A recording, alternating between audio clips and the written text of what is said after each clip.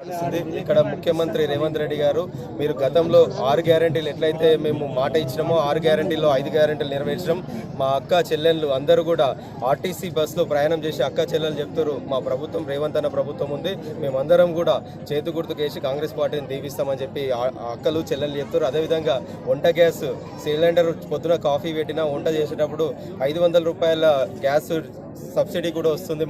మేము రేవంత్ అన్న పాలన ఇంద్రమ్మ పాలన మాకు కాంగ్రెస్ పార్టీకి ఓటేస్తామని చెప్తారు. అదేవిధంగా దేశంలో కూడా ఎందుకంటే చట్టాలు మీరు కార్మిక చట్టాలు కూడా ఎన్ని చట్టాలు రద్దు చేసిరో చూడొచ్చు ఈ ప్రభుత్వం. అవన్నీ కూడా కార్మికులకు కూడా మేలు చేసేటట్టు మేము కాంగ్రెస్ ప్రభుత్వం దేశంలో ఇక్కడ రాష్ట్రంలో ఉండాలని ప్రజలందరూ కోరుకుంటారు. ఖచ్చితంగా రేపు పార్లమెంట్లో నీలమ్మధు ముదిరాజు గెలుస్తుండు, కాంగ్రెస్ పార్టీ అభ్యర్థి గెలుస్తుండు. గెలిచిన తర్వాత ఈ ప్రాంతానికి రావాల్సిన నిధులు కేంద్రం నుంచి రావాల్సిన నిధులు అదేవిధంగా రాష్ట్ర నిధులు అన్నీ కలిసి మున్సిపాలిటీలు ఈ ప్రాంతాన్ని అంతటా కూడా అందరం కలిసికట్టుగా సమిష్టిగా నిర్ణయాలు తీసుకొని డెవలప్మెంట్లో ముందుకు సాగిస్తామని తెలియజేస్తున్నాం.